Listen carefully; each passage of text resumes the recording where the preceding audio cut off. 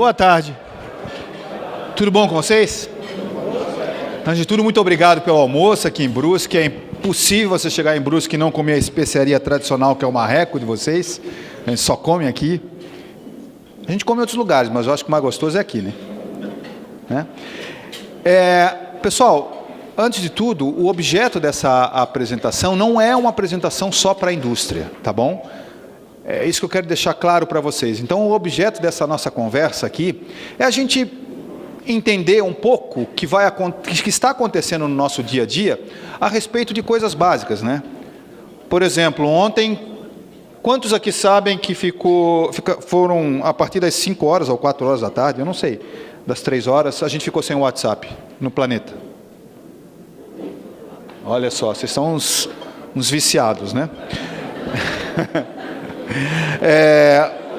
Outra característica interessante é que provavelmente, eu não sei se aqui em Brusque a gente faz isso, mas provavelmente no horário de rush, você pode usar um aplicativo no seu smartphone que verifica onde que tem trânsito ou não tem trânsito, né? Tem certas cidades que esse trânsito desvia para alguns lugares meio perigosos, né?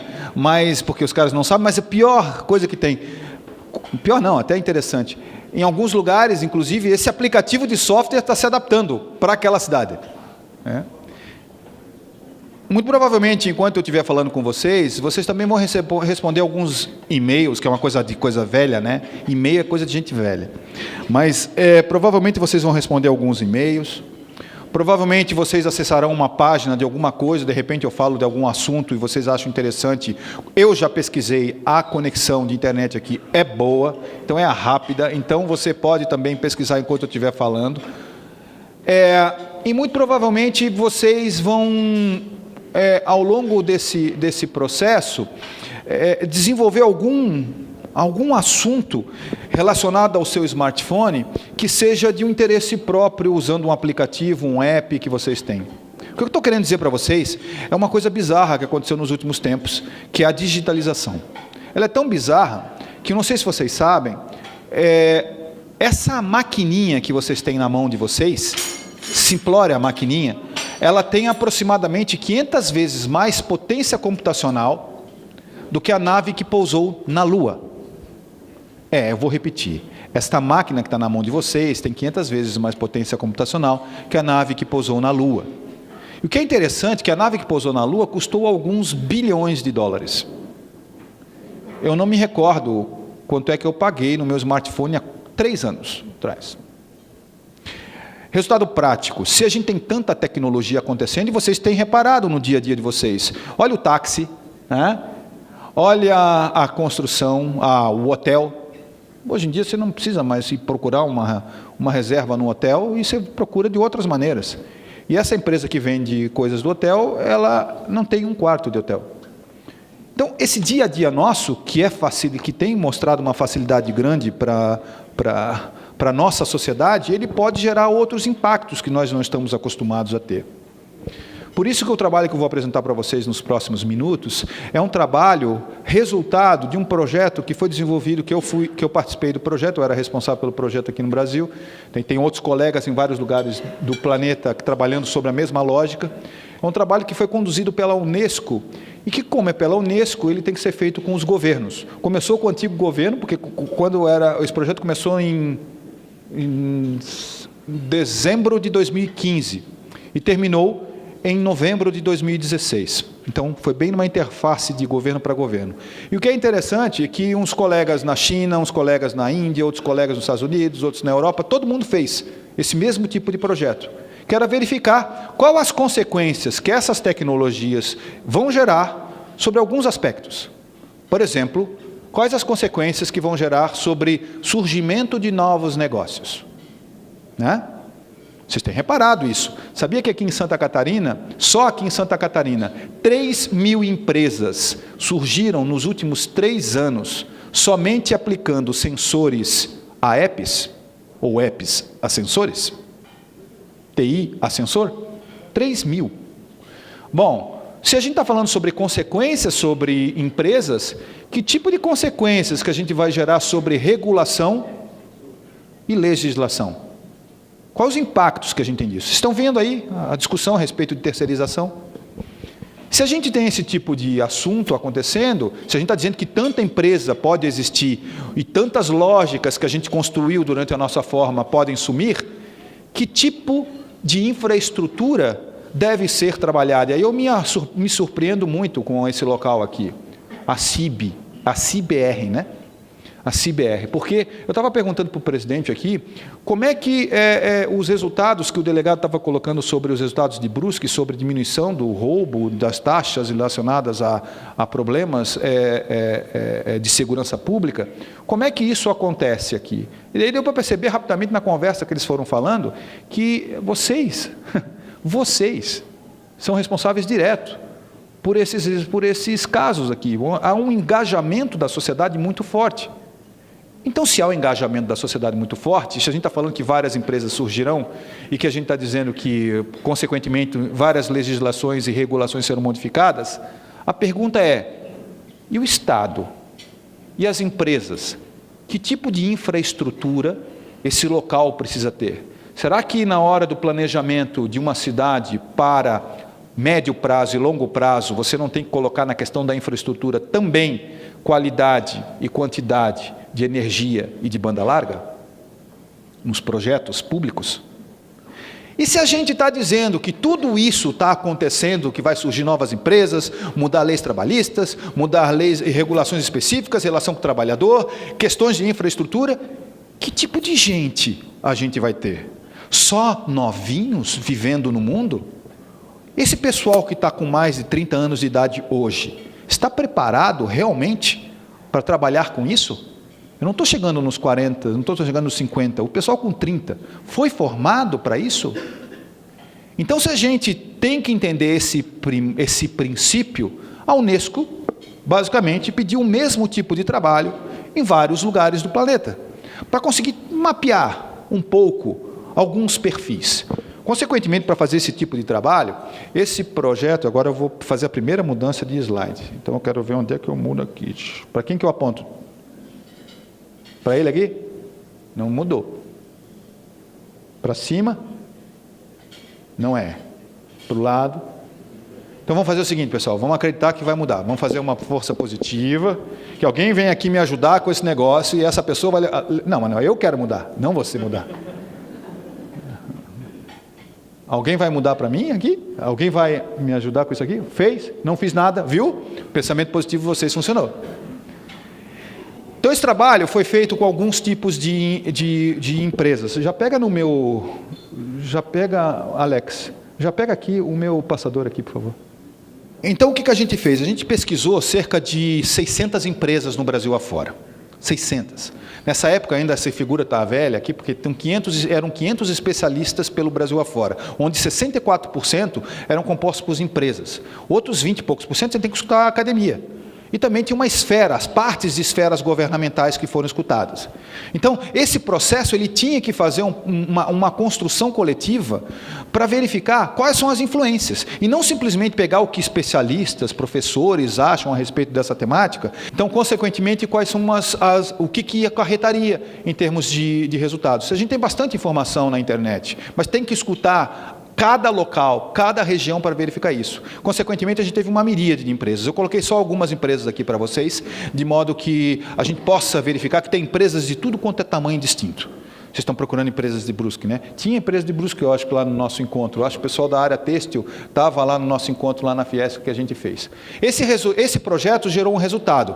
E está de graça para todos vocês. Se vocês entrarem no site do Ministério da Indústria e Comércio ou no site do Ministério de Ciência, Tecnologia e Inovação, vocês têm acesso a esse relatório. Ele está tanto em português quanto está em inglês.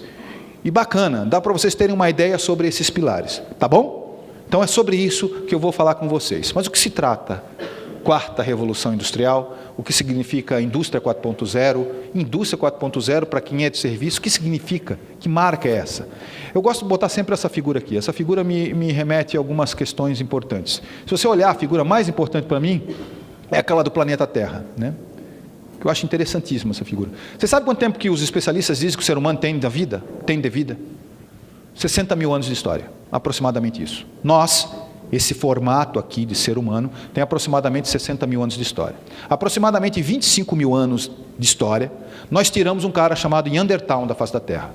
O ser humano brigou com o cara e conseguiu tirá-lo. São os que os especialistas dizem. Dentro desse processo, passados mais um tempo, há 10 mil anos, exatos 10 mil anos aproximadamente, a gente conseguiu domesticar cavalo, gado, os bichos que nós temos no nosso dia a dia. Gato não. Mas os outros a gente conseguiu.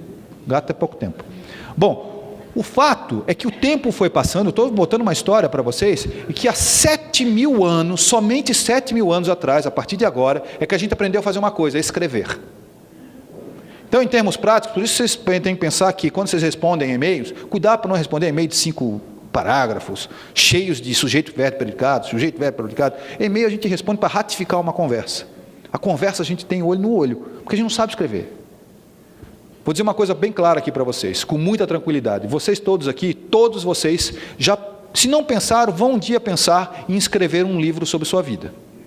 Ou poderiam pensar numa ideia de escrever umas experiências que vocês tiveram. Então, a gente diz o seguinte, 100% das pessoas são capazes de escrever um livro. 100%. Agora, somente 2% ou 1% são capazes de escrever o segundo livro. Porque a gente tem esse problema. 7 mil anos, afinal de contas, 10 mil anos é a nossa história, e assim vai.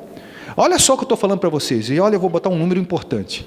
Somente há 2.750 anos, surgiram 3 pessoas ao mesmo tempo, e não nos mesmos lugares. Confúcio, e é importante quando vocês forem falar desse pessoal oriental, esse pessoal tem filosofia confuciana, nada a ver com a nossa. Confúcio não tem uma pessoa específica para ser líder. É um sistema. Você fala, todo mundo que está na esquerda vai fazer curso técnico de mecatrônica. Todo mundo que está na direita vai fazer filosofia freudiana. E pronto, é Confúcio, vão fazer. E pronto, está na lógica. Então surgiu Confúcio, surgiu um cara chamado Siddhartha, que depois, logo, na mesma época, desenvolveu uma lógica chamada budismo, mesma época. E um outro terceiro, em outro lugar completamente distante, Sócrates, que fez toda a modelagem da nossa sociedade do jeito que ela é. Então, esses 3 caras deram sentido de religião ou sentido de organização social. Passado todos 2.750 anos, surgiu Roma, surgiu tudo que você possa imaginar. Tivemos 3 grandes guerras, não, duas grandes guerras nesse período, e uma coisa louca aconteceu. Nesta época, 2.750 anos, até aproximadamente 200 anos atrás, nós saímos de 650 milhões de habitantes para 850 milhões de habitantes. Passados 200 anos, simplórios 200 anos, nós pulamos de 850 milhões para 7 bilhões e quase meio de habitantes. Todo mundo aqui já ouviu falar de uma coisa chamada Revolução Industrial. Talvez ninguém tenha estudado a Revolução Industrial, mas o fato clássico é o seguinte, vocês podem dizer para qualquer um. O que aconteceu ali, que talvez eu não saiba, fez com que o ser humano vivesse mais, porque ele comeu mais, porque ele se vestiu mais, porque ele conseguiu tudo. Então podem falar qualquer ativista a respeito da indústria. A qualidade de vida do ser humano modificou. E pronto, seu Ingo. Esse é o ponto. Então essa história tem que ser contada. Numa primeira etapa, a gente substituiu o esforço humano. Sim, o esforço humano. Trocou questões mecânicas, botamos máquinas. Numa segunda etapa, a gente colocou elétrica. Surgiu a elétrica e a gente conseguiu fazer a produção contínua, a produção em série. Numa terceira etapa, surgiu a eletrônica, uns 50, 60 anos atrás, a eletrônica com tecnologia da informação. E bingo, simplórios 10 anos, 15 anos, de uma maneira popular, não de uma maneira que não existia antes. Surgiu uma coisa chamada conectividade. E, consequentemente, inteligência artificial acoplada. Esse fenômeno tem mudado completamente o nosso dia a dia. Em termos práticos, na hora que você começa a tentar entender por que isso está acontecendo, é porque, basicamente, pouquíssimas tecnologias, mas fortes tecnologias, estão muito baratas. A mecânica está barata, a elétrica é barata, mas nesse meio tempo, basicamente, digitalização ficou barato.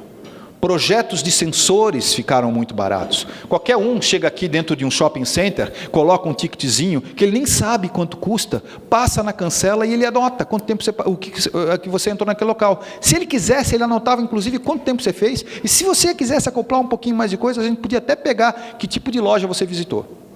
Que é um próximo passo rapidinho para a gente acontecer. Sensores estão muito baratos.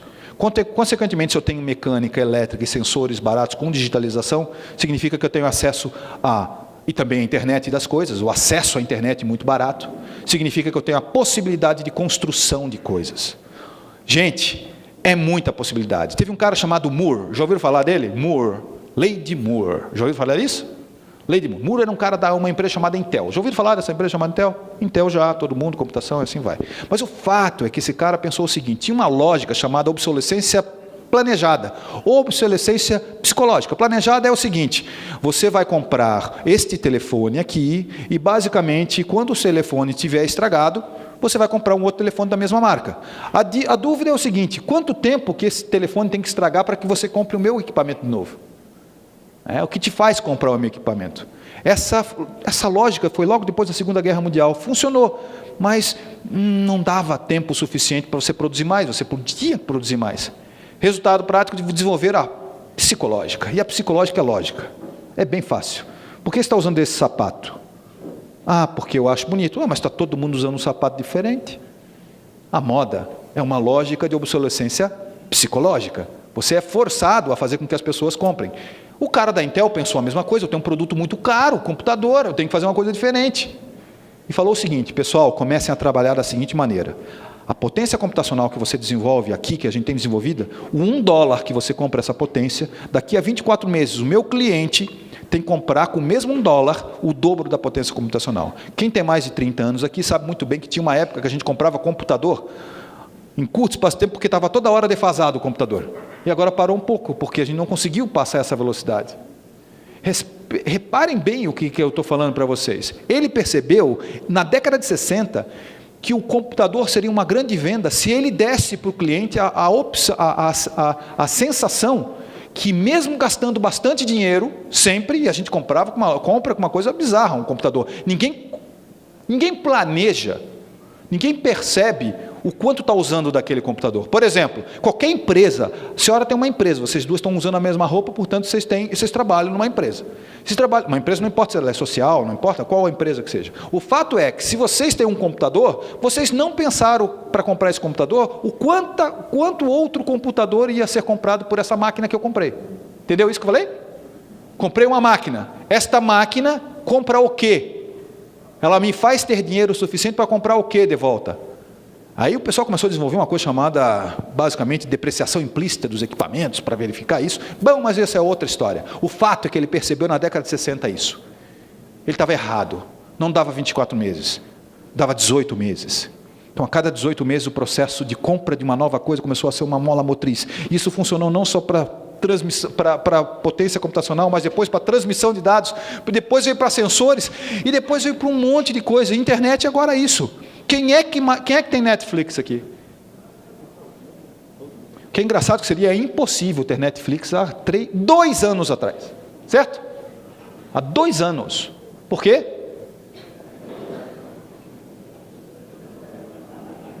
Lembra quem tem Netflix sabe que está rodando aquele negocinho assim, não está? Não dá uma raiva quando você tem aquele negocinho rodando lá? Como é que pode uma coisa dessa? Bom, mas percebam que esse assunto tem ficado barato demais. E isso tem mudado a lógica. Para robô é um pouco diferente. Eu tenho aqui basicamente um robô que a gente fez lá no ITA, que você vê que é um robô enorme, é um robô de uma empresa famosa, só que ele é totalmente escravo da pessoa. E tem um cara que está fazendo isso aqui, ó. Eu peguei esse equipamento que a gente botou na frente desse robô aqui, é um equipamento que eu comprei para minha filha. Eu tenho uma filha, tá? 18 anos, 19 anos, uma coisa, mas aquela idade de 14, 15, quem já teve sabe o que significa essa idade, é uma loucura. Mas enfim, nessa época dos 14, 15 anos, eu comprei um joguinho chamado Kinect.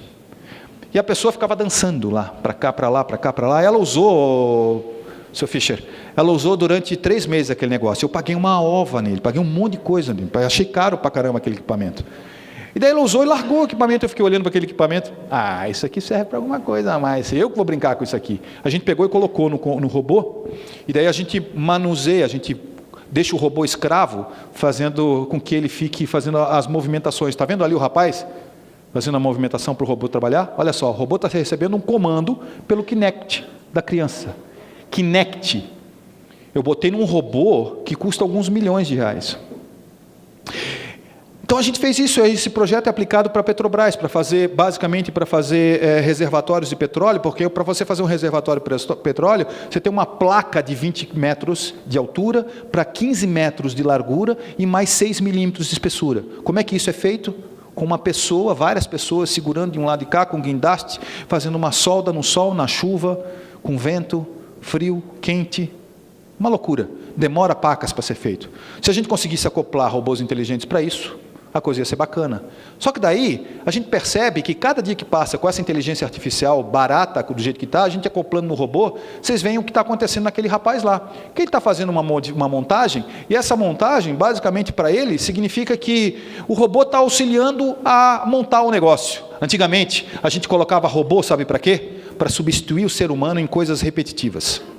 Isso a gente chama de paradoxo de Moravec, para quem é técnico. Significa dizer, você pega um robô para fazer essa posição, esse movimento daqui para cá, daqui para cá, daqui para cá. Tanto é que a gente faz esse processo, e como os robôs não eram inteligentes, a gente coloca dentro de um círculo de metal, ou um quadrado de metal. Já viram isso? Todo robô está enclausurado numa jaula, parece que é um bicho animalesco. Ele está lá enclausurado. Bom, eu estou dizendo que está um robô ali trabalhando. Eu gosto de botar esse filme para frente, porque daí aparecem umas coisas muito doidas. Naquele filme da direita, lá em cima, tem um chamado Snake Robot. Esse mesmo robô que a gente tinha ali em cima, o nosso aluno pegou e começou a desenvolver um robozinho que é uma cobra, para fazer a montagem de ponta de asa de avião. Só que daí uma empresa chamada General Motors, ela começou a olhar assim, pô, isso aí que você está fazendo, a gente pode usar para fazer acoplação e análise de baú de automóvel, um tal motor, para verificar se a montagem foi bem feita ou mal feita. Eles montaram uma empresa, seu Fischer, e não deu muito certo essa empresa, tá? Eles tiveram que tirar essa empresa, porque aqui no Brasil paga muito imposto. A GM falou assim, ó, eu te financio se você for para o Dubai. Ele está lá no Dubai, a empresa está rodando muito bem, lá ele paga muito menos, dá para ser uma empresa pequena. Mas o que eu quero mostrar para vocês é que tem um outro filme que mostra muito fortemente o que significa inteligência artificial acoplada com máquinas. Vocês estão vendo lá um robô andando na neve, e na neve é difícil andar. Ele está andando do lado de uma pessoa, fazendo um movimento, ele não está copiando a pessoa, ele está decidindo se ele vai para lá. O que é interessante é que ele vai pegar umas caixas, que vocês já devem ter visto vários colaboradores de vocês pegando caixas numa produção. Não devem? É uma coisa normal, ele vai botar, escolhe em que prateleira que ele vai colocar aquela caixa, e ele vai depois, com essa caixa, ele vai dar uma volta pelo site da empresa. Agora, na hora que ele largar isso, ele vai começar a pegar a caixinha e vai andar, vai pegar a caixa no chão para levar para algum lugar. Aí chega um cidadão, do nada, aquele mesmo que estava andando com ele, e bate na caixa dele, e dá um empurrão nele. E daí ele vai pegar de novo, e ele vai bater no cara. Sabe o que está acontecendo com vocês agora, nesse exato momento? Vocês estão com pena do robô. Isso é terrível, porque o robô não tem nada, ele é uma máquina. E vocês estão com peninha dele. Isso a gente chama de inteligência artificial. É você trabalhar com uma pessoa no dia a dia, ele vai empurrar o cara ainda, tá? Vai ser uma coisa mais dolorosa. Vamos levar para delegado? Vamos levar lá na delegacia, porque isso aí é assédio, né? Não é assédio? Oh, alguma coisa desse tipo, ele vai tomar um empurrão. Olha, ó. Aí você já vai preso, né? Isso aí é violência, né? Então, bom. Gente, o que eu estou querendo dizer para vocês é o seguinte, isso está na mão, e 2.500 CEOs de corporações mundiais foram perguntados pela seguinte característica. Se eu tivesse todas essas tecnologias, se a gente tem todas essas tecnologias baratas, vocês CEOs, vocês vão investir em quê? Nos próximos 3 anos para lhe dar uma coisa chamada payback. Eu só compro se eu tiver de volta. Vocês, essas empresas. Esses CEOs eram da China, da Europa e dos Estados Unidos. Essa pesquisa é feita por uma empresa chamada Deloitte, uma das maiores consultorias do planeta, e ela é de 2016, agora. Aliás, essa apresentação está aqui para vocês todos, tá bom? Para vocês pegarem a hora que vocês quiserem. Free. O que é importante dizer é que as primeiras 11 combinações tecnológicas foram as mesmas para eles todos. Significa, se você é empresário e não está pensando nisso, saibam que 2.500 CEOs de corporações de vários tamanhos distintos estão dizendo o seguinte: essas combinações de tecnologias que eu coloquei aqui para vocês são coisas que serão combinadas e utilizadas, e as melhores combinações, que são 11, são as mesmas para China, Estados Unidos e Europa, com uma única diferença: a escala de prioridades. Mas as 11 primeiras são as mesmas. Na hora que a gente chega numa situação como essa, esse relatório da McKinsey, que é uma outra grande empresa de consultoria, fala o seguinte: olha, em função desse cenário que nós temos, nós vamos ter então, num curto espaço de tempo, 2 tipos de plantas. E eu estou falando planta, são habitats de trabalho. Pode ser uma planta, pode ser um hotel? Pode. Uma planta pode ser uma fábrica? Pode. O fato é que a gente está dizendo que é um conglomerado de estruturas. Uma planta primeira, é uma planta chamada de brownfield. Brownfield, na linguagem, como o pessoal entende na área tecnológica, é você deixar moderno aquilo que você já tem. Por exemplo, esse seu smartphone, que você está usando agora para responder uma informação. Você não pode acoplar um app nesse smartphone e, basicamente, em tempo real, ter as informações que estão saindo da tua máquina sobre eficiência energética, por exemplo, ou sobre cadência de produção, ou sobre o seu fogão. Na hora que o seu fogão está sendo acoplado lá na casa de uma pessoa, ele não pode ser acessado ou comunicado via smartphone dizendo: está na hora de tirar a comida do forno. Ou então, tem certeza que você vai comer isso hoje? Você já botou esse tipo de alimento aí dentro já 3 vezes na semana? Ou seja, você pode ter várias informações sendo colocadas no dia a dia. Aí isso o pessoal tem chamado de brownfield. Pegar o que já tem e conectá-lo. Só para vocês terem uma ideia, tem alguém na área de indústria metalmecânica aqui? A sua máquina de usinagem, para fabricar um determinado componente, a sua máquina, ela basicamente, somente 16% da energia gasta naquele equipamento é utilizada para processar a peça metálica. O resto são sistemas periféricos funcionando. O pessoal aqui da Renault, em Curitiba, pensou o seguinte: será que não dá para a gente deixar essa máquina mais smart? Será que, se eu tenho uma linha de produção, eu não posso saber aonde que eu vou gastar mais energia? E reduzir a energia da planta em aproximadamente 23%. Eu falo aproximadamente porque eu não sei se foi 22 ponto, foi 22 ponto alguma coisa. Mas isso é ponto, é fato. As máquinas já estão lá. Dá para a gente melhorar? Dá, óbvio. O segundo tipo de planta é a chamada planta de greenfield. São coisas novas. Vocês sabem, por exemplo, quantos frangos são abatidos por dia? Eu sei que vocês sabem dos marrecos. Mas frangos, você sabe quantos frangos são abatidos por dia no estado de Santa Catarina? Chute. Alguém. Como é que é o seu nome, capitão? Major Otávio. Eu não tinha visto as estrelinhas a mais aqui. Major Otávio, sabe quantos frangos são abatidos por dia? Chuta. Quando a gente não sabe, a gente tenta chutar. Vai lá, que bancada. 3 milhões. Pô, você foi muito bom, só que errou. 3,5 milhões ele falou. Que é isso, né? 3,5 milhões, 7 milhões.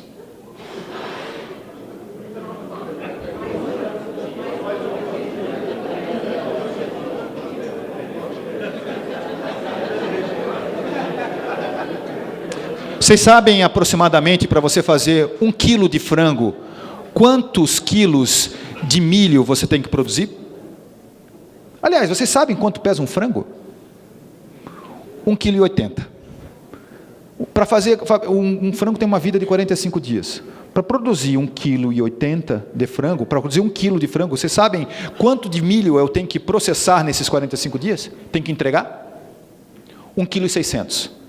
No Brasil, a gente abate cerca de 12 milhões de frangos por dia.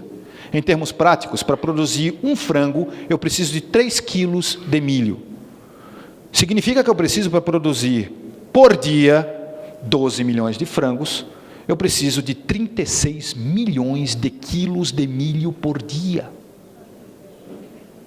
Isso dá aproximadamente, no estado de Santa Catarina, 5.000 carretas de milho passando só com milho. Porque se você chegar com 20 minutos de atraso numa granja, o frango morre. E eles falam ainda que a gente tem problema de carne fraca, né? A gente tem um problema com nunca teve uma gripe de frango aqui no Brasil. Os caras falam que a gente tem cuidado. Pelo amor de Deus, né? Vai falar bobagem. Mas o fato interessante nessa história toda é que vocês concordam. Vocês sabem quantos trabalhadores tem no setor de alimentos? Você sabe que numa indústria de porco, seu Fischer, são aproximadamente 5.000 porcos que são abatidos num abatedouro. E é uma coisa assim, ó, você entra num funil, vão vários porquinhos andando e de repente você chega lá e tem uma fila indiana. Essa fila indiana, quando ela fica a fila indiana, ou você dá um choque no bicho, ou você dá um gásinho lá para ele dobrar as pernas. Ele cai num hutchen,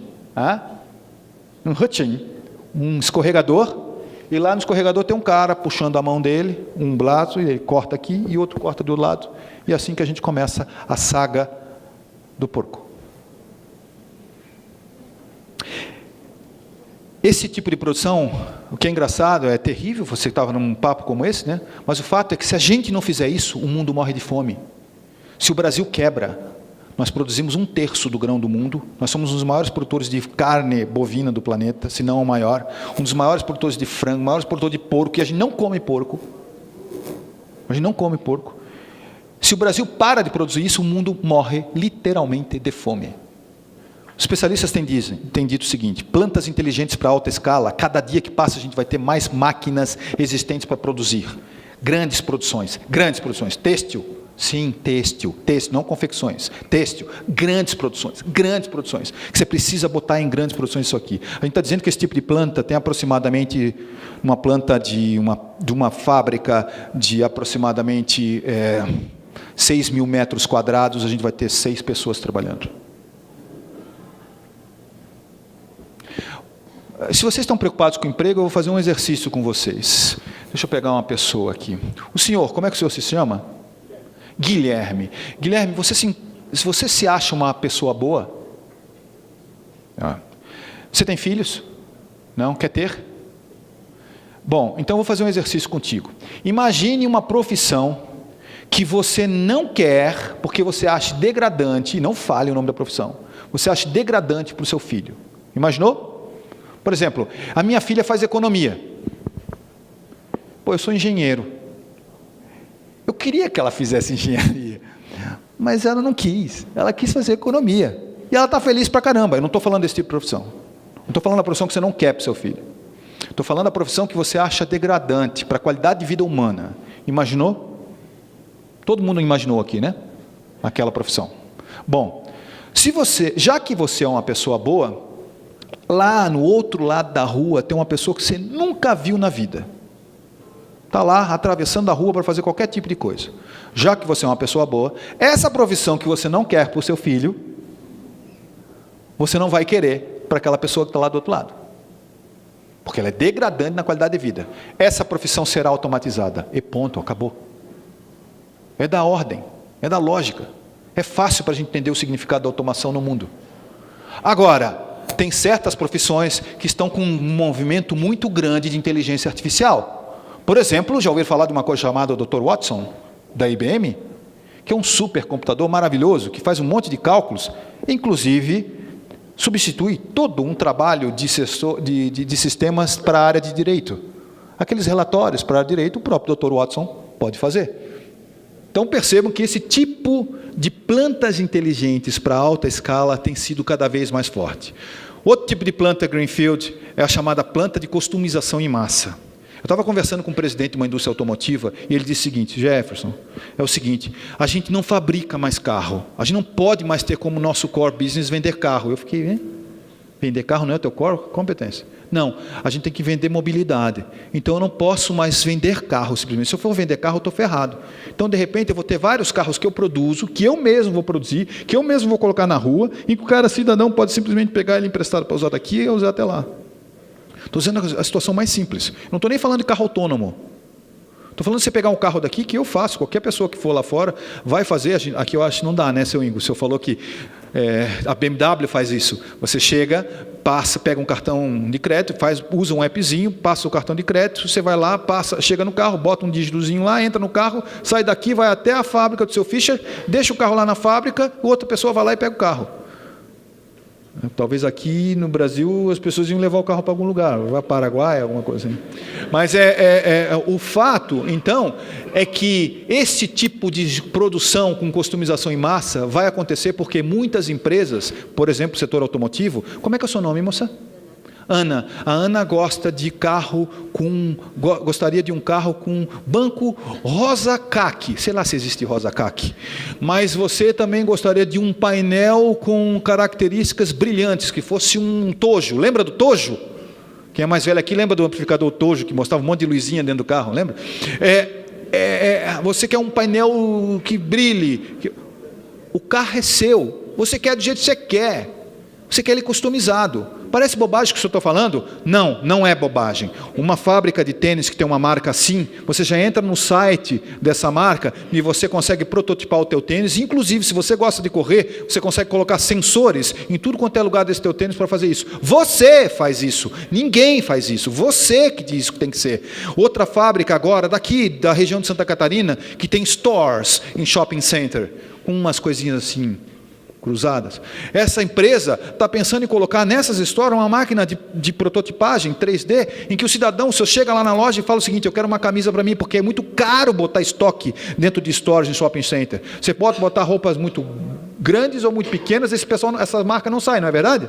Agora a marca padrão sai mais. Então, fabrica carro, põe o teu alfaiate 4.0 ali na store, enquanto você vai lá na loja comer alguma coisinha, você volta, está lá feita a tua camisa. Agora, está acontecendo agora para uma empresa brasileira. Terceiro tipo de planta industrial. Minha filha, ela mesma, ela é vegana. Sabe o que é vegano? Não come carne. Mas não come carne em qualquer derivado. Sabe por quê? Princípio.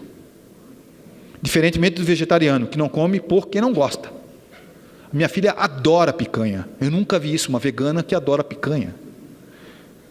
Pois bem, eu estava nos Estados Unidos esse tempo agora, verificando várias máquinas de prototipagem, porque várias impressoras 3D, vocês conhecem uma máquina em plástico para máquina metal, para peça metálica, mas os caras estavam prototipando carne. Carne. Tem um pessoal prototipando órgãos. Órgãos. Ou seja, se estão prototipando órgão, para chegar em carne já chegaram, né?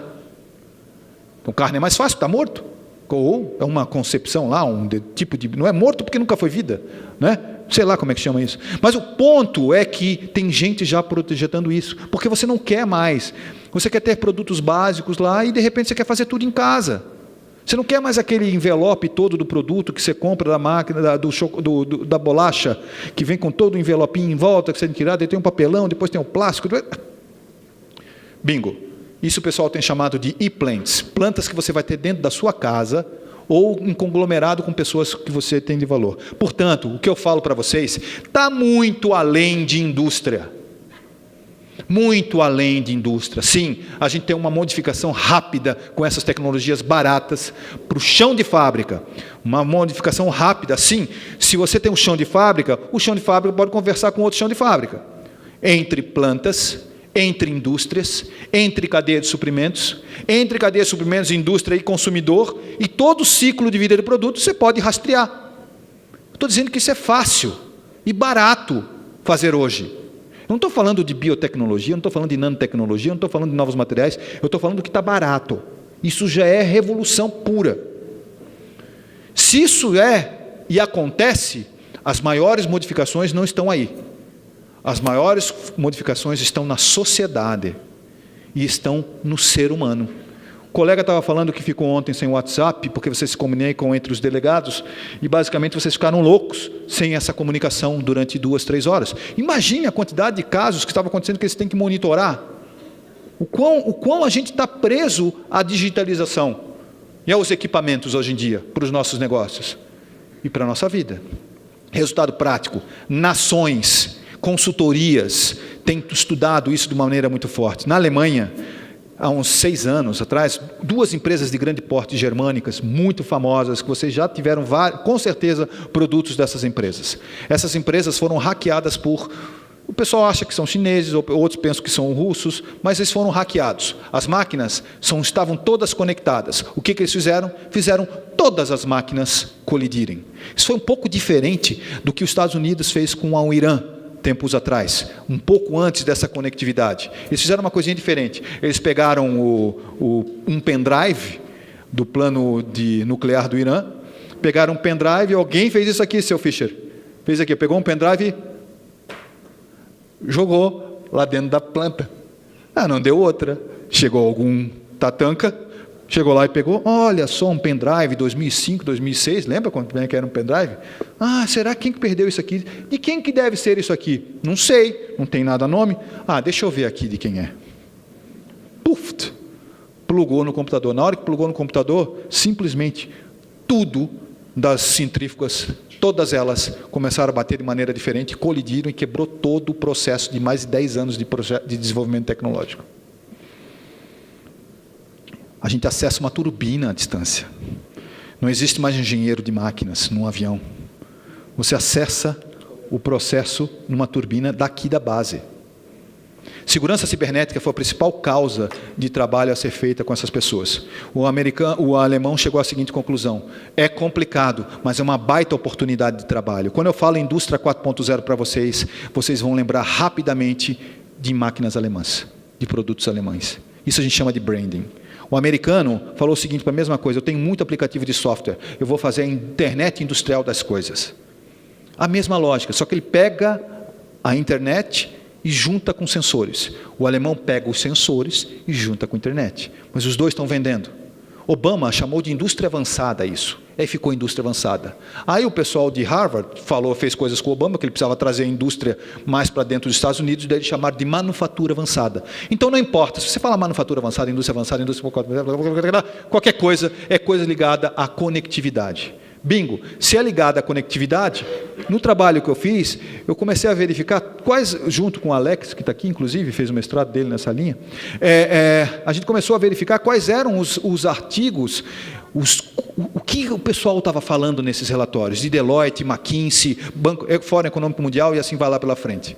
A gente começou a perceber que, basicamente, se concentrava em alguns pilares. E esses pilares eram tecnologia, sim, tecnologias, mas a influência dessas tecnologias sobre a sua vida. Então, em termos práticos, sobre recursos humanos, sobre regulação, sobre cadeias produtivas e sobre infraestrutura. Uma vez feito isso, a gente tem que analisar o que dentro de cada um desses teminhas a gente está falando. E aí eu começo a falar na última parte da minha apresentação para vocês. O primeiro tema que a gente fala são cadeias de suprimentos. Quais são os negócios que podem surgir? Ora, uberização, Airbnb, olha o trabalho, olha a coisa toda que está acontecendo. Mas, sinceramente, se eu fosse pegar empresas da área de chamadas startups, que são pequenas empresas que estão com uma alta capacidade de ideação, startup, ela ainda não é uma grande empresa, ela quer ser, mas ela ainda está fortemente arraigada com uma coisa que a gente chama de lado direito do cérebro. Todo mundo que tem prevalência do lado direito do cérebro tem uma função muito forte relacionada a desafios e relacionamentos. Então eu tenho ideia, tenho desafios, gosto de fazer coisa e converso com as outras pessoas para fazer com que elas fiquem junto comigo. Então, as startups, elas têm esse perfil. Quando você começa a maturar, você começa a migrar para o lado esquerdo do cérebro. E esse lado esquerdo do cérebro, basicamente, são características relacionadas à excelência, lean, né? Excelência e auditoria. Todo mundo que tem mais fortaleza com excelência e auditoria é puramente do lado esquerdo. E o que é interessante nesse processo, isso está de graça na internet, com inteligência artificial você faz agora, tá bom? Indústria 4.0. Escrevam aí no Google, googlem aí predominância cerebral, rapidamente você vai ter um perfil que vocês vão ficar de cara. Como é que um Google consegue dizer quem eu sou? Se não estiver satisfeito, escrevam MBTI e ponham na internet. Você vai falar, não, é sacanagem. Não, tem algo errado aqui nessa história toda. Não tem nada errado. Mas o fato, então, dessa lógica é que a gente percebeu o seguinte: para a cadeia de suprimento funcionar, a gente está muito acostumado a fazer que empresa entregue para cliente. E aqui no Brasil a gente tem uma necessidade forte de empresa entregando para cadeias. Se eu for em São José dos Campos, que é a cidade onde eu moro parcialmente, eu vou encontrar lá várias startups relacionadas a drones.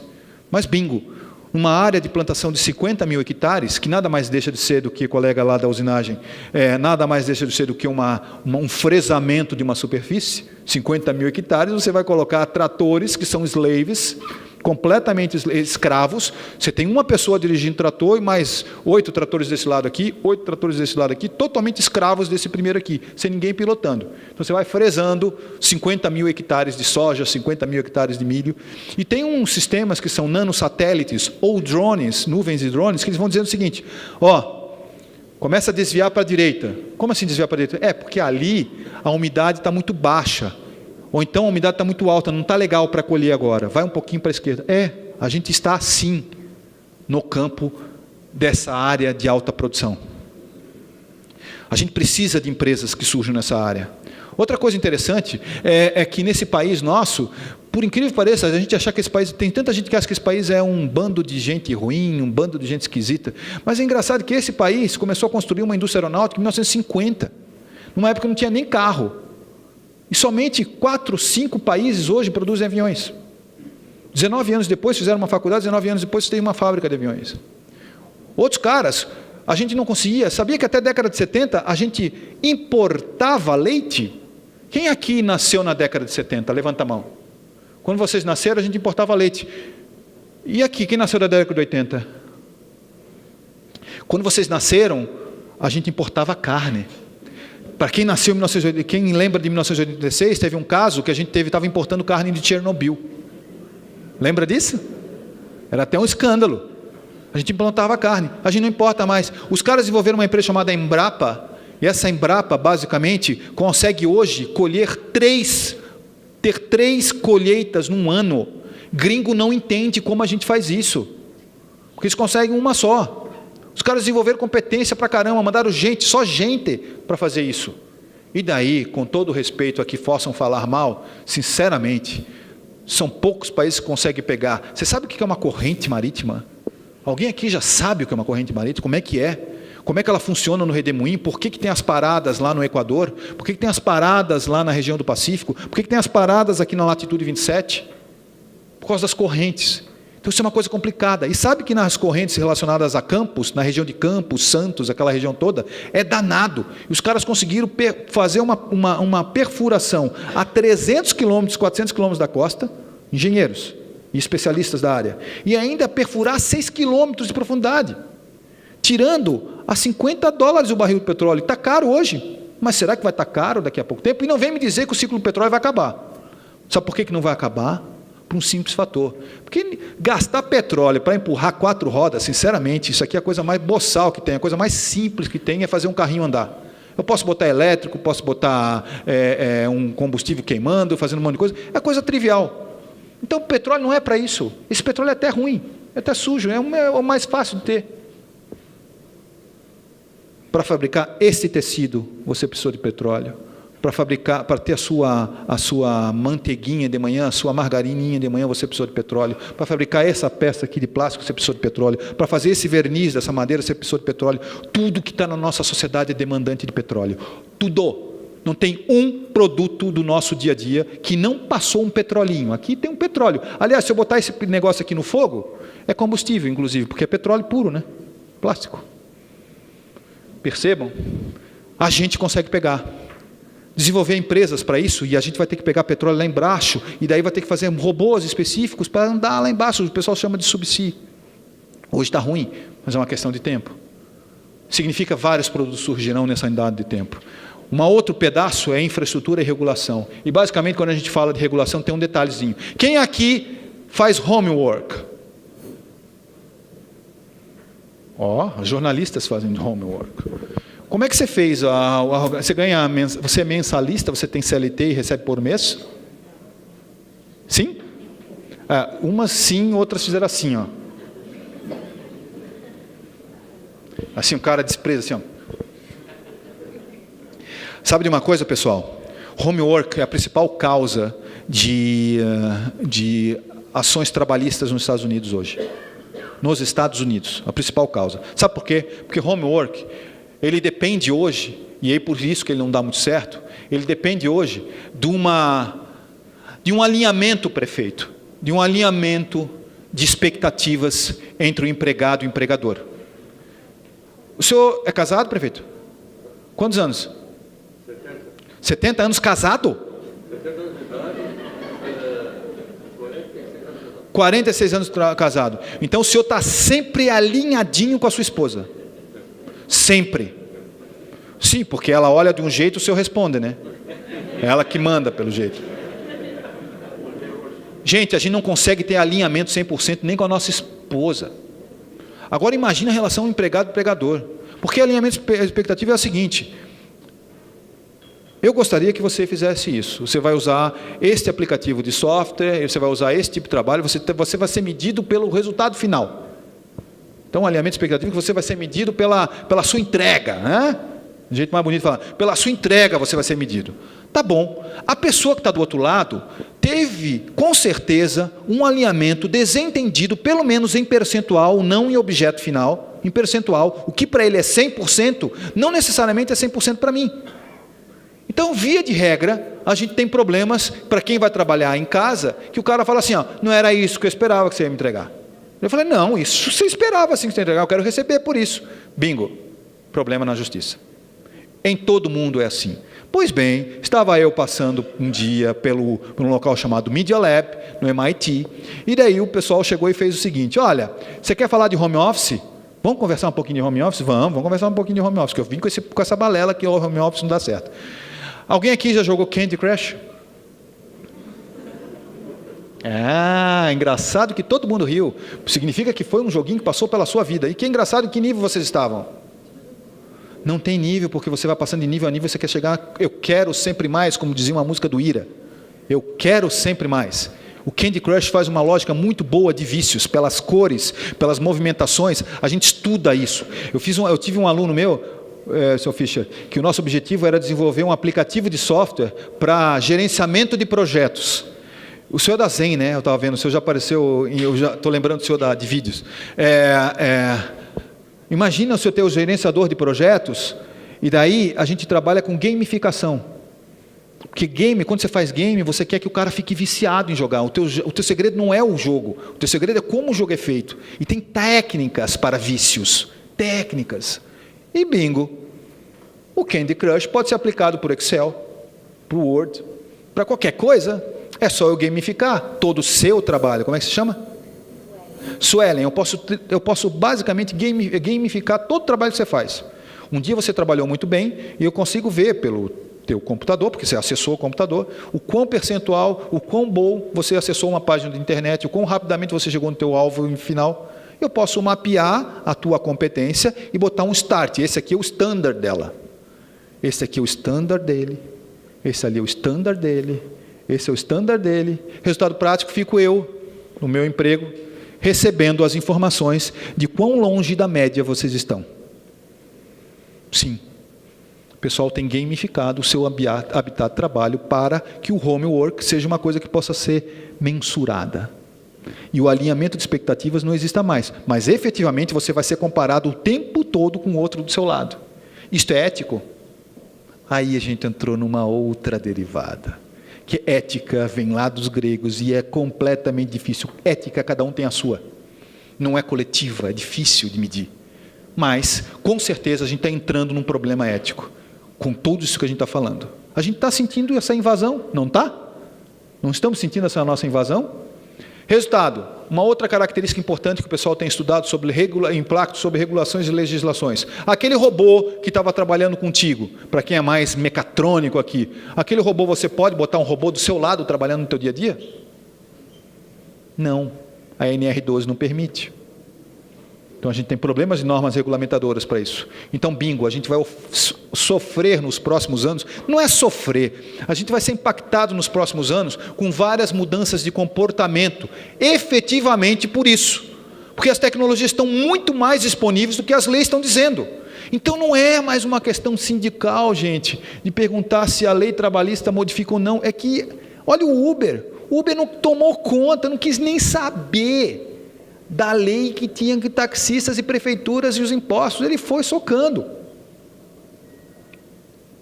Então, se a gente tem modificação das leis, a gente tem uma outra característica importante aqui, que é, se isso tudo vai funcionar, quais são as características de infraestrutura que a gente vai ter? E daí eu pergunto, será que um governante, ele vai se preocupar, já que a gente tem um mundo assim, nos próximos tempos, o prefeito, tudo bem, a infraestrutura de saneamento básico, de construção civil, isso tudo é importante. Mas o impacto, será que da infraestrutura de conectividade não será diretamente proporcional à capacidade de desenvolver novas empresas na sua região? Virou como todos os 90% de todos os empresários do país falaram que qualidade e quantidade de energia de banda larga era uma coisa importante. Mas eles falaram o seguinte: vocês sabiam que nos últimos 10 anos foram investidos 15 bilhões de reais em infraestrutura em universidades no Brasil? Nós temos os melhores equipamentos, nós somos muito bons em produzir papers. Mas será que você, empresário, será que você não poderia utilizar, simplesmente chegar: olá pessoal, quero utilizar aqui esse equipamento, vou pegar esse copo aqui, tomar uma água, que é o teu equipamento, estou indo embora, falou, tchau para vocês. Você não pode fazer isso aqui numa instituição pública? Não, você não pode fazer. Não pode fazer, mas é público. Ué, é público. Quando você chega numa universidade pública, e eu sou de uma universidade pública, se você chegar lá no IT e perguntar onde é que fica o Centro de Competência em Manufatura, o cara vai olhar para ti com aquela cara de 143 dividido por 17, sabe? Onde é que é o laboratório do professor Jefferson Gomes? Ah, fica lá no seu canto. É isso, por incrível que pareça, a gente transformou universidades públicas em laboratórios de professores. Isso é muito ruim para uma sociedade que quer crescer. Então, o resultado prático, o pessoal tem reclamado. E o Senai? O Senai investiu nos últimos 3 anos 3 bilhões de reais. Eu pergunto para vocês aqui que são empresários, quantos de vocês já foram desenvolver, simplesmente sozinhos, sem ninguém lhe ajudar, o seu protótipo que você está pensando, porque você não tem tempo na tua produção de parar a máquina para fazer isso, o seu protótipo no Senai? De Brusque. Perigar. Grande parte de vocês nem foi no Senai de Brusque. Percebe? Reclamação número 3 de todos os caras relativos a isso é essa questão relacionada à utilização de infraestrutura compartilhada. Eu vou terminando a minha apresentação mostrando um dado bem importante também, que é a questão de utilização de recursos humanos. Pergunto para vocês aqui com uma facilidade, uma tranquilidade bem boa. Se vocês fossem começar a conversar sobre recurso humano, sobre o que seria a nossa maior derivada? Emprego, né? Certo? Ainda mais agora, 13 milhões de habitantes brasileiros sem emprego. Brasileiros e brasileiras sem emprego. Que situação terrível, calamitosa. No Brasil, pensando sistemicamente. Esse aqui foi um encontro que teve nos Estados Unidos agora em novembro de 2016, e o principal assunto a ser trabalhado foi: vamos desligar as máquinas para produzir empregos?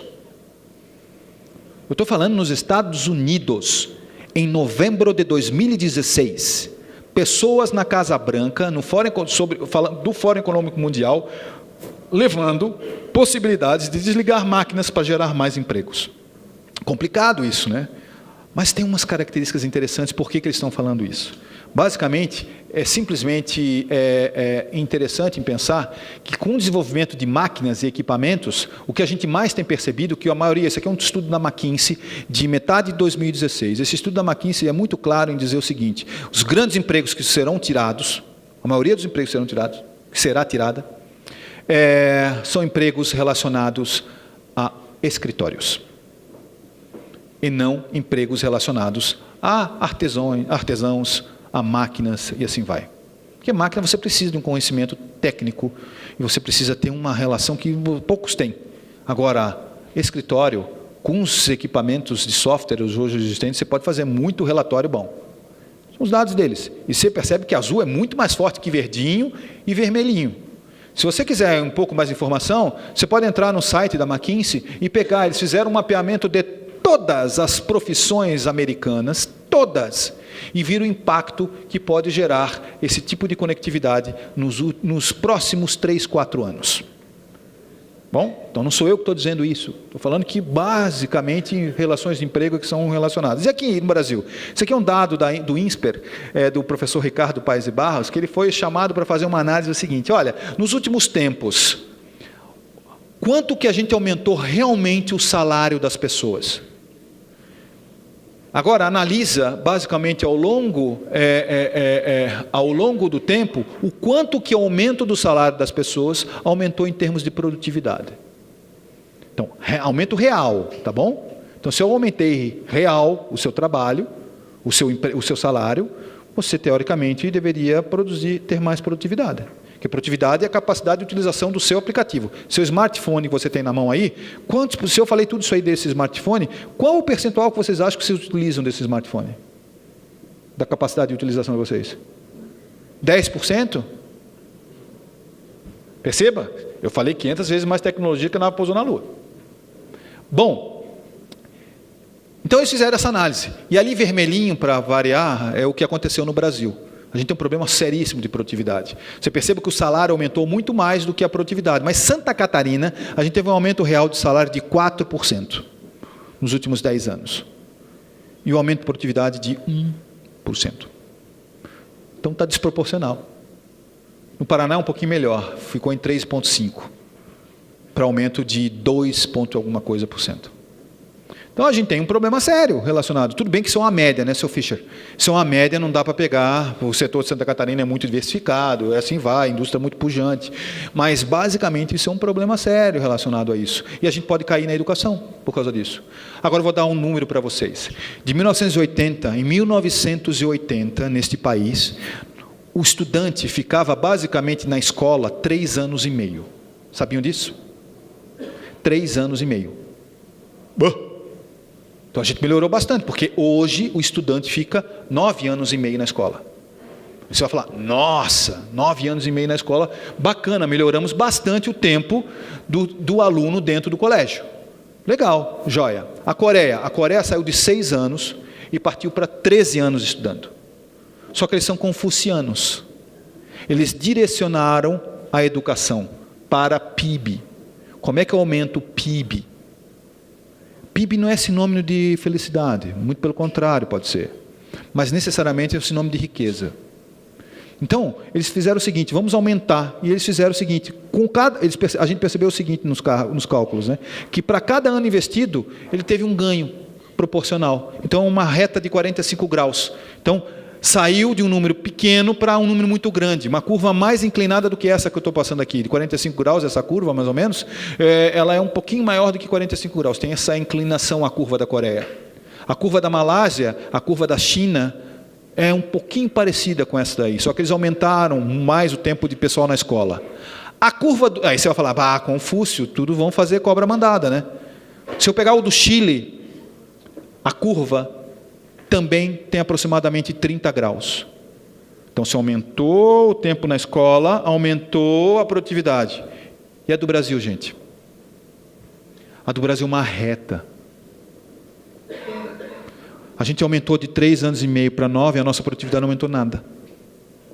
Tem alguma coisa errada com a educação, a gente é muito mal situado na educação.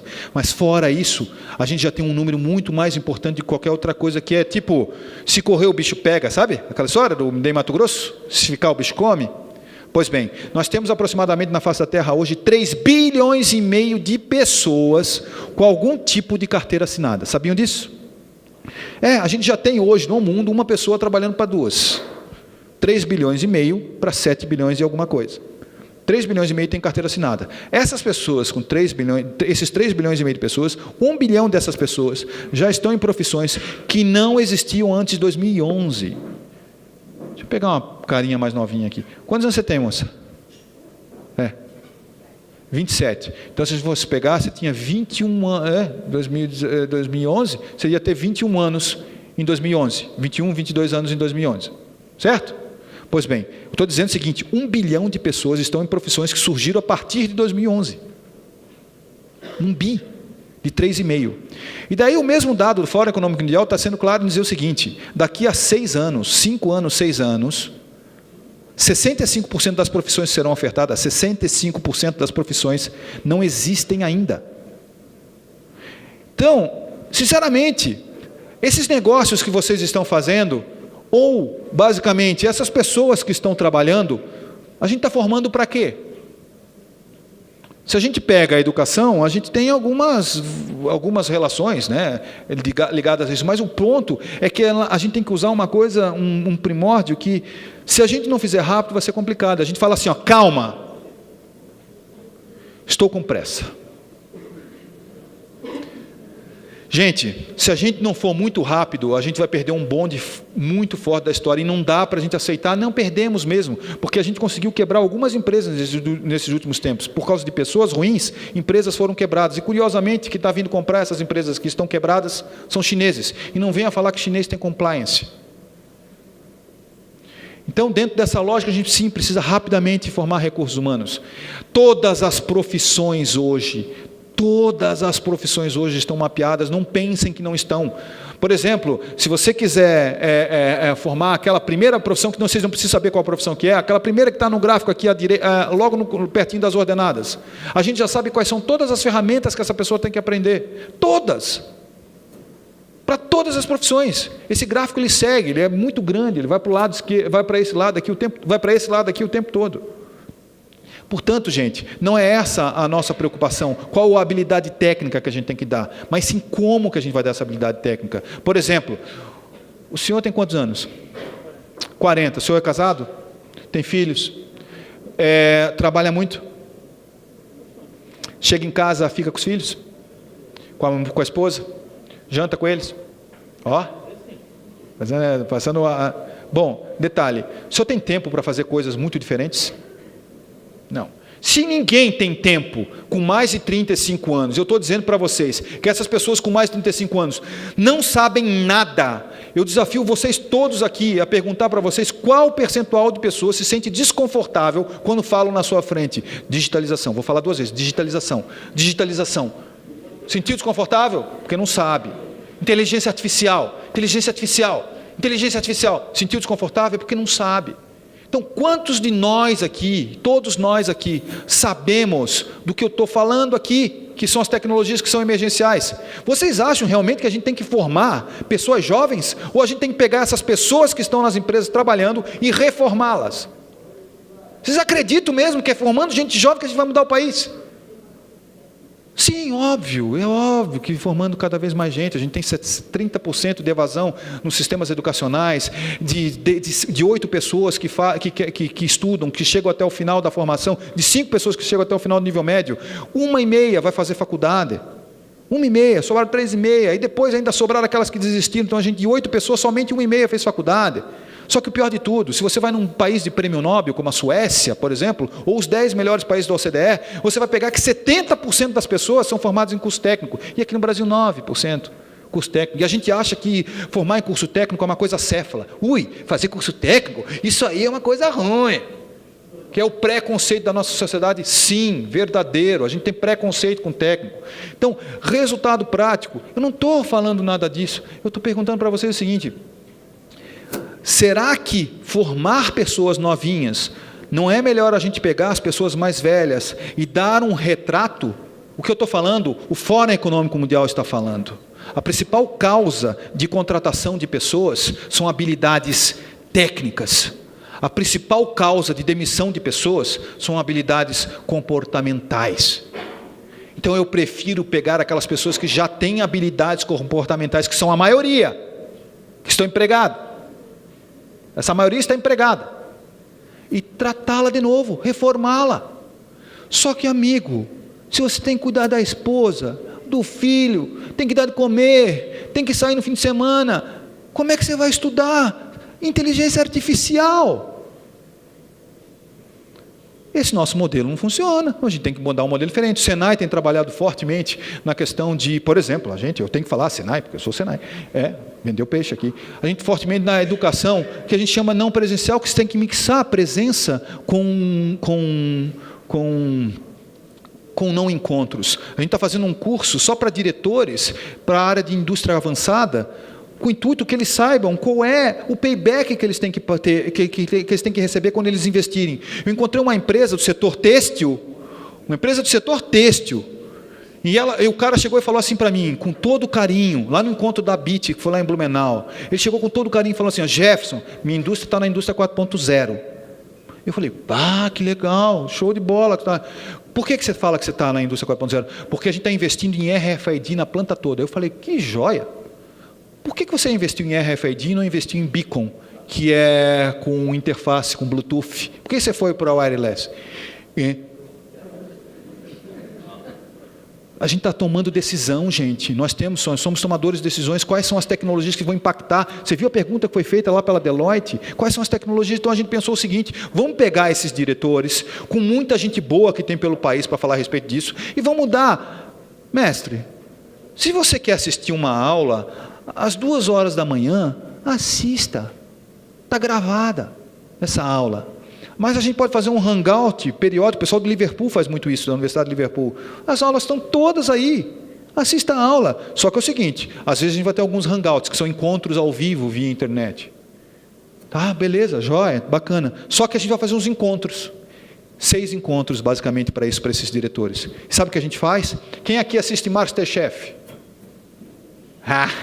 O que a gente começou a perceber? 2 coisas. Primeira coisa, sabe qual é o curso que pessoas velhas mais fazem hoje em dia?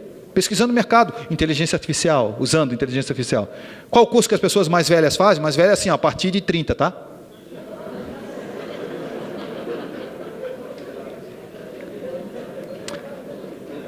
English Connection, ou seja, aqueles English Town, aqueles cursos de inglês, sabe por quê? Porque as pessoas, na boa, as pessoas têm vergonha de falar inglês. Perto de uma criança de 16 anos de idade, 17 anos de idade, está num curso de inglês. Então o que ela faz? Ela faz o curso escondidinho, porque ela tem acesso às pessoas para falar. Beleza. Então isso é um ponto nevrálgico. Só que a gente também percebeu que o programa que dá mais ibope hoje na televisão, principalmente televisão fechada, são aqueles programas de cookies. De competição de comida. Eu nunca vi isso. Essas competições eu nunca vi. E basicamente o que a gente pensou, vamos fazer a mesma coisa. Então se você é um CEO de uma empresa e quer falar sobre Big Data, você vai ter um Masterchef de Big Data, e você vai participar desse Masterchef de Big Data. Você vai competir com todo mundo, e no final do dia você vai ganhar um prêmio, que não vai ser o mesmo prêmio do Masterchef. Mas o fato é que nesse meio período, para desenvolver essa competência, você teve que basicamente interagir com os outros. Uma outra coisa importante, a gente faz competições de equipes. E geralmente as equipes que ganham dentro desses processos, que vão fazer um conjunto de coisas, essas equipes que ganham, são equipes em que tem todos os perfis existentes. São perfis de desafio, perfis de excelência, perfis de relações, perfis de auditoria. E essas equipes se montam e basicamente ao final do jogo, elas interagem com outras equipes.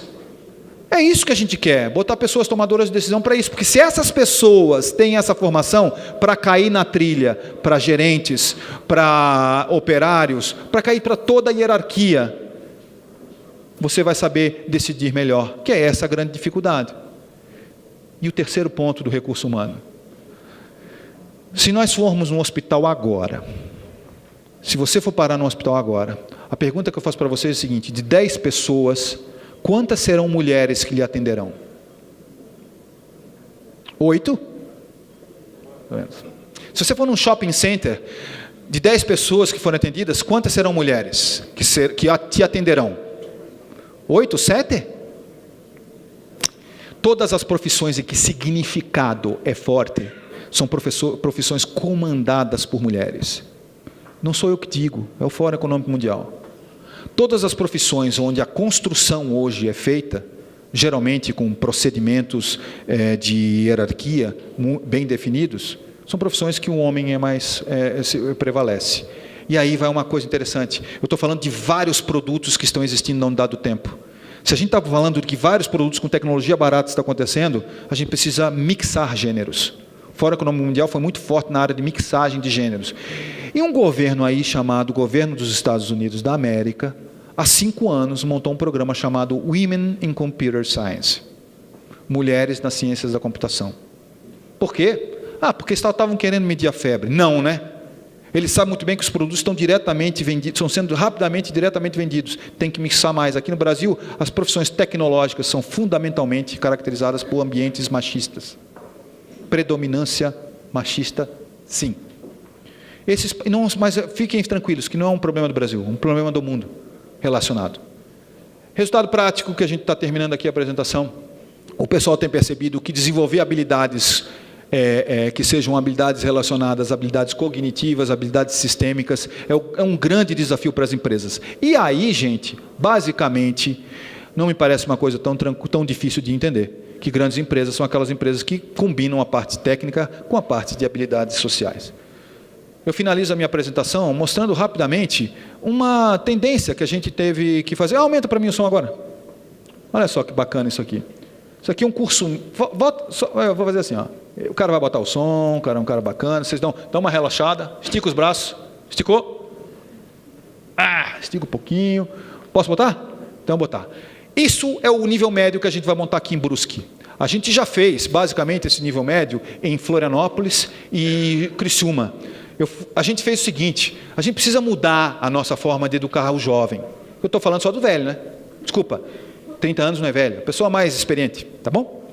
Mas vamos pegar aquela gurizada que está lá, novinha. Vamos fazer uma coisa diferente? Então a gente foi até a Fundação Ayrton Senna, foi até a Fundação Dom Cabral, foi até a Fundação Itaú BBA, Fundação Lehman. Peguei todo mundo, a gente pegou todo mundo que estava estudando como é que é um nível médio diferente. E todos eles falaram o seguinte, olha, você tem que mixar um nível médio com um nível técnico. O aluno tem que se formar na escola, no mesmo período, ele vai de manhã, no mesmo período ele vai se formar médio e técnico. Se ele decidir derivar pela parte técnica, tudo bem, legal. Quando você quiser fazer faculdade, faça faculdade. Não tem problema nenhum, mas dê a ele, ao jovem, a chance de seguir em frente. Então vamos formar um nível médio 4.0. Vamos pegar tudo a digitalização que eu falei para vocês, vamos pegar todo o sensoramento que eu falei para vocês e vamos começar a desenvolver. De manhã, ele estuda geografia e história. A turma que está no primeiro ano agora está estudando geografia e história, tecidos geográficos e lógicas de história da sua região. O objeto no final do ano, esses alunos de 14 anos de idade, eles estão fazendo um app de mobilidade urbana. Cada um, o seu indivíduo, baseado na construção. Só que daí tem o período da tarde. A gente tem que liberar o período da tarde. O período da tarde a gente fez uma coisa diferente. Vamos montar clubes. Aí tem clube de matemática, aí tem clube de física, aí tem clube de teatro, porque se a gente precisa de lógicas para a formação, a gente precisa que a pessoa tenha a capacidade de se relacionar. Mas aí tem também o clube do Enem, porque você quer fazer vestibular, vai fazer o clube do Enem. Mas também tem o clube de Rocket Science, vai fazer foguete, porque daí é a minha parte, né? Vai fazer foguete, vai fazer aviãozinho, vai fazer carrinho elétrico, vai fazer aquilo que o Senai gosta de fazer também. Vamos botar a gurizada para meter a mão na coisa e ver se ele gosta. E de repente ele pode fazer até outro curso técnico, seu Fischer. Bingo. Começamos o trabalho, a gente pensou que ia ser uma coisa normal, mas foi uma coisa absurda. Saiu na revista Exame, está na revista Exame de semana passada, se vocês verem, está lá. E saiu na Isto É. Os caras começaram a procurar a gente para falar disso. E isso é a nossa escola, basicamente, que eu mostro para vocês agora. Conexão. Tecnológico. Conhecimento. Responsabilidade. Oportunidade. Desafios. Decisão. Futuro. Um novo modelo de educação que oferece formação profissional integrada à educação básica em tempo reduzido. É o Ensino Médio Senai Connect, projeto piloto do ensino médio integrado ao curso técnico de informática, realizado no Senai de Florianópolis e Criciúma. Não importa qual profissão eu tenha ou que eu estiver trabalhando, eu vou usar a informática, porque a tecnologia está na nossa vida. A nossa vantagem em relação aos outros ensino médio é gigante. A gente vai ter um ensino médio, curso técnico, junto com alguns diplomas em clubes, se você quiser. Em apenas 3 anos, os alunos terão 2 formações, o ensino médio e o curso técnico em informática. O melhor de tudo isso é que durante os 3 anos ele adquire competências para as 2 graduações, né? Tanto o curso técnico quanto o ensino médio. Tudo isso acontece de maneira simultânea, com disciplinas integradas umas nas outras. Vou pegar um exemplo da biologia, que ela acaba utilizando perfis no Facebook, onde o jovem acaba criando perfis dos grandes pensadores, os grandes criadores, né? Então ele acaba utilizando o ambiente normal, mas usando também as tecnologias que ele conhece. Neste modelo, os alunos têm a possibilidade de participar de programas no contraturno escolar, também chamados aqui no Senai de clubes, que estimulam o empreendedorismo, a liderança, a fluência em inglês e atividades artístico-culturais. Quando eu descobri os clubes também, eu fiquei muito interessada porque eu não tinha nada para fazer em casa à tarde. E daí com os clubes aqui eu posso posso ficar fazendo alguma coisa que vai melhorar meu futuro. O clube de inglês ele é muito importante aqui no Senai, que eles disponibilizam pra gente. É um curso muito bom, com os professores realmente muito bons. Programação é uma coisa que no futuro vai ter muito. Robótica, muito fotografia, filmagem, tudo. E o Connect, ele reforça isso, ele pensa mesmo no nosso futuro. Segundo a CNI, 8 em cada 10 postos de trabalho que serão abertos até 2020 vão precisar de profissionais com cursos técnicos ou qualificação profissional. A carência é mais forte em áreas como a robótica e a inteligência artificial. Os estudos do Fórum Econômico Mundial são muito claros em dizer em que esta geração que está agora estudando, essa geração vai ter 5, 6 profissões ao longo da vida. Outros dados que preocupam: somente 11% dos alunos concluem algum curso técnico ou profissionalizante, 25% seguem a carreira acadêmica e o restante, 6 entre 10, para de estudar no ensino médio. Tenho técnico em informática, mas eu posso, dentro da informática, eu posso seguir fotografia, eu posso seguir web design. Então a gente tem vários caminhos, diferente de outros jovens que saem do ensino médio comum e não sabem para onde seguir. Ele chega em casa, filho, não desista. E é o que ele fala, pai, eu não vou desistir. O Senai Connect é um modelo de educação que está alinhado à proposta do novo ensino médio, formando jovens com as competências do profissional do século XXI. São todos avanços importantes que precisamos recuperar o tempo perdido e a distância que nos separa dos países mais desenvolvidos em termos de educação. Com o Senai eu quero construir e aprimorar as técnicas que eu vou poder usar na minha futura faculdade, que eu quero executar medicina. Este modelo será levado a outras unidades do Senai em Santa Catarina. O Connect é inovador, desafiador. Trabalha com os jovens a conexão entre a tecnologia e educação, por meio do estímulo e desenvolvimento das competências do ensino técnico no ensino médio. Senai Connect. Você construindo o futuro. A frase que define esse curso na minha vida é tentar novos caminhos e sempre ir além. É o curso do meu presente que vai me levar para o meu futuro.